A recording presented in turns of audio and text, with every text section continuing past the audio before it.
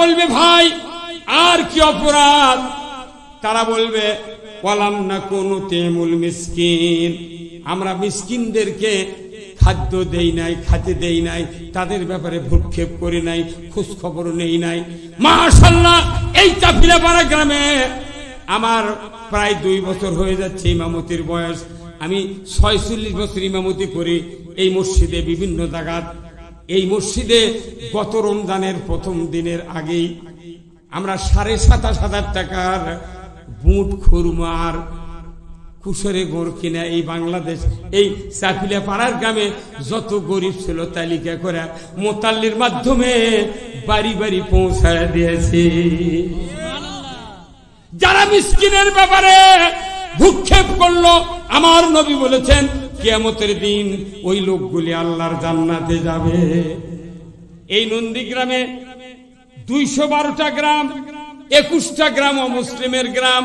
অমুসলিমের 21টা বাদ দেন, 212টা গ্রামের ভেতরে 21 গ্রাম বাদ দিলে প্রায় 200 কত হচ্ছে, 190, 98 কিংবা 192 হয়।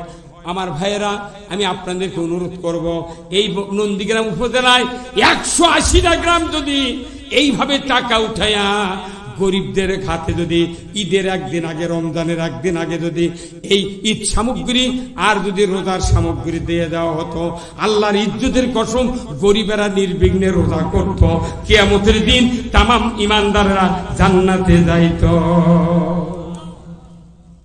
কিন্তু কেউ দিচ্ছে না। ধান কাটছে খালি মাথার উপর খালি গুনিচ্ছে।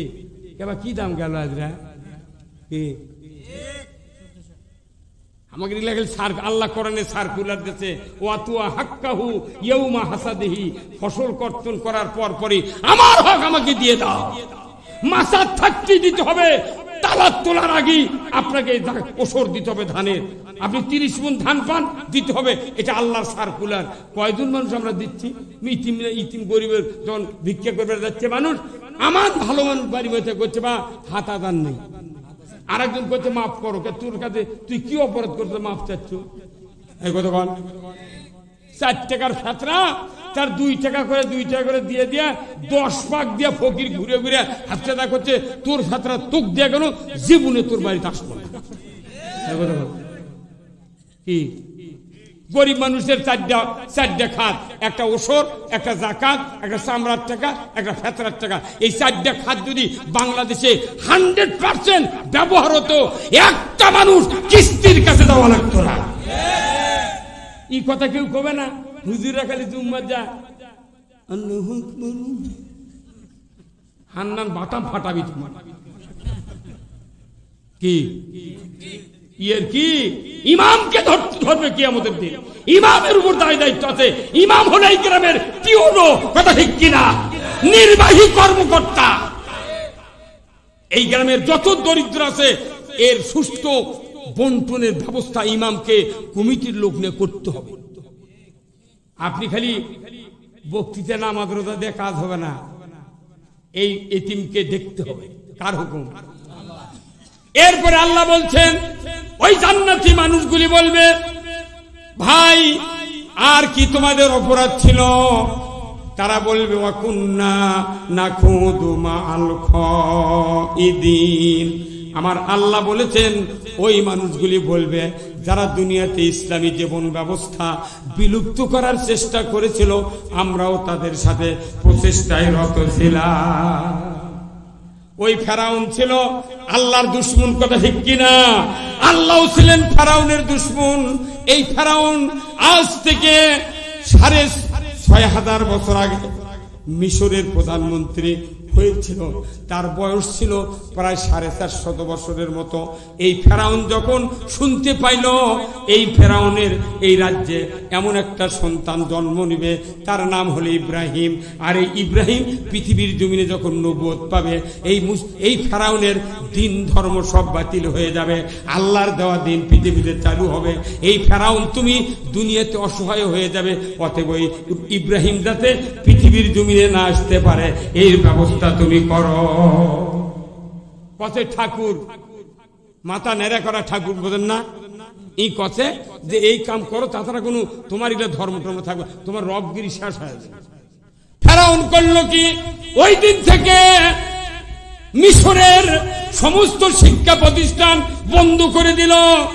একজন বুদ্ধি দিল, তার রাজনৈতিক সেক্রেটারি ছিল।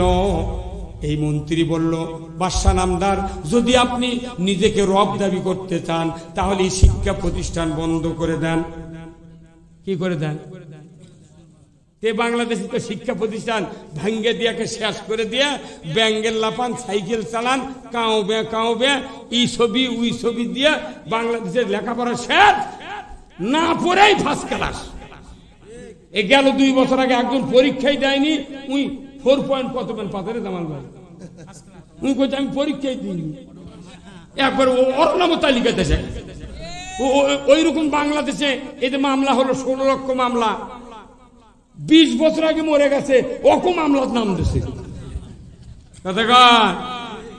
না আমাকে দলিচ্ছে, আমার 20 লাখ টাকা ফুরেছে, 20 লাখ। 14টা মামলা ঢাকা হাইকোর্ট ছাড়া জামিন দেয়নি। 1,10,80,000, 1,90,000 এই পরিমাণ টাকা লেগেছে এক একটা মামলা। 12 বছর হাজিরা দিচ্ছি, 13 বছর 9টা করে মামলা, মাসে হাজিরা দেওয়া লাগছে 2,000 করে টাকা এক এক তারিখে, তাহলে মাসে 20,000 টাকা। আবার ওই 20 লাখ টাকা কত গেছে জানেন? এই আপনাকে বুড়োলের ইউনিয়নের ওই যে রুহুল আমিন নামে একটা লোক নন্দীগ্রাম বাস স্ট্যান্ডে করিতলা মশারি ছেড়ে করছিল, হৃদয়ল বাড়ি, গরিব মানুষ, তারই নাম মামলা দিবুকের অক দিয়ে তোর লাভটা কি? তার মানে বেলালোক মারিয়া, হযরত বেলালোক মারিয়া গোটা মক্কা ত্রাস সৃষ্টি করছে। আর মুন্সি করে মামলা দিছে, আর গরিব মানুষকে মামলা দিছে, আর দামগারা রিসু ভাজি ভ্যান দিয়া লোয়া রড বয় কুমড়া ও কি দিছে বাপ বেটা মামলা। আর কত ধনী ধনী মানুষ আমাকে কটক পাঠিয়ে যাচ্ছি তখন সকালবেলা, তখন কয় ভাঙলো কে আর মামলা খায় কে? কতক্ষণ টাকা ঠিক, এই ঠিক বুঝে দেওয়া লাগবে। হ্যাঁ কতক্ষণ ভাইরা আমার। 4র্থ নাম্বার হলো অকুন্না নুকাজ্জিবু বিয়াউমিদ্দিন। আমার আল্লাহ বলেছেন, যারা আখিরাতের বদলা দেবার দিনটাকে মিথ্যা মনে করবে, আল্লাহ বলেছেন তারাও কিয়ামতের দিন সাকার নামক জাহান্নামে যাবে। জোরে কন্যা নাউযুবিল্লাহ। এই জাহান্নাম থেকে আমাদেরকে বাঁচার লাগবে কি লাগবে না? কারা কারা বাঁচতে চান 2 হাত তুলে দেখান। কারা কারা বাঁচবেন? নারায়ে তাকবীর। আমি জাহান্নাম থেকে বাঁচার বক্তৃতা দিব। আমার মা বোনেরা যারা আছেন, ভাই জানেরা যারা আছেন, 2 জনের একই বক্তৃতা। পুরুষও বাঁচতে হবে জাহান্নাম থেকে, মহিলাও বাঁচতে হবে জাহান্নাম থেকে। এই জাহান্নাম থেকে বাঁচার জন্য আমাদেরকে কাজ করতে হবে। এই কাজটা কোরআন ছাড়া কি অন্য কাজ আছে? জোরে কোন আছে? আসুন না